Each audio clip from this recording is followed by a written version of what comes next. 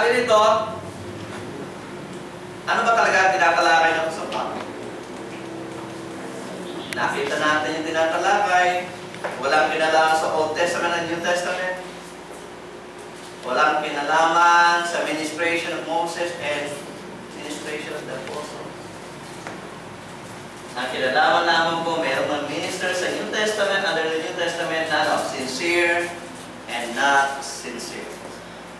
So dito sinasabi, he was not talking about the difference between the Old Testament and the New Testament. Hindi po natin nakita ito. Hindi rin natin po nakita ito. He was not talking about the difference between the ministration of Moses and the ministration of the Apostles. Wala po yun sa pagtatalakay ni Apostol Pablo.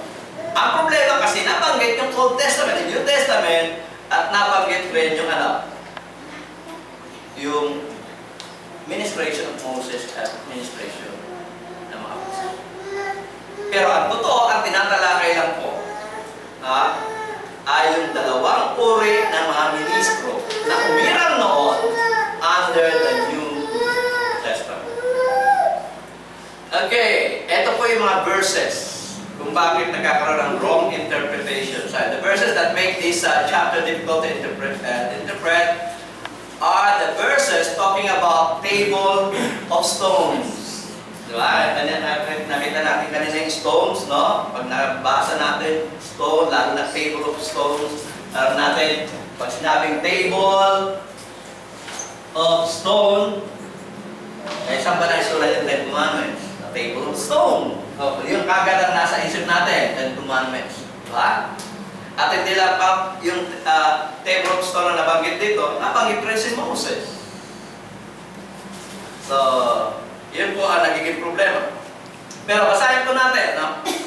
Ang sabi po doon sa 2 Corinthians chapter 3, verse 3, ganito. For as much as we are manifestly declared to be the epistle of Christ ministered by us, written not with ink, but with the Spirit of the living God, not in table of stone, but in fleshly table of the heart. So makikita natin, nagkaroon po ng differentiation dito, no? Meron pong not in table of stone, at ito po ay ikinumpara doon sa fleshly table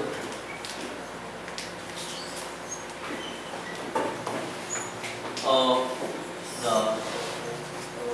heart. Yan.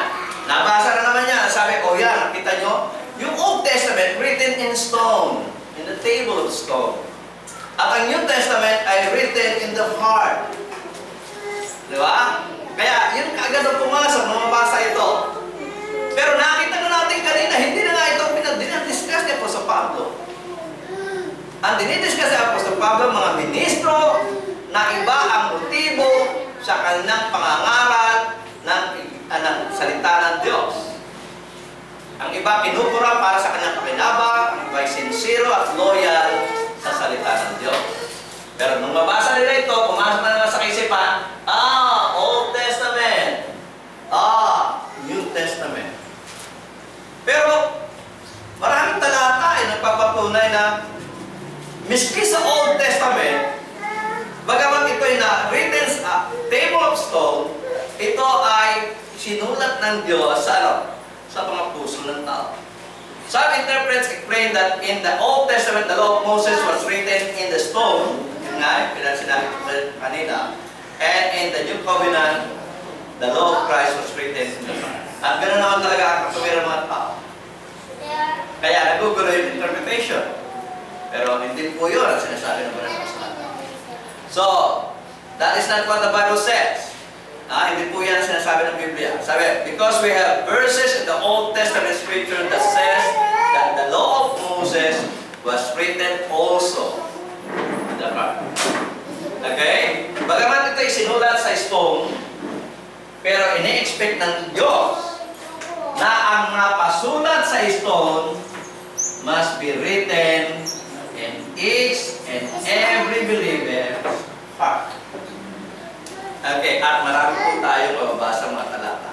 So, basahin po natin ang talata sa Deuteronomy chapter 6 verse 6. Ang sabi po ng banal na kasulatan, and these words which I command thee this day.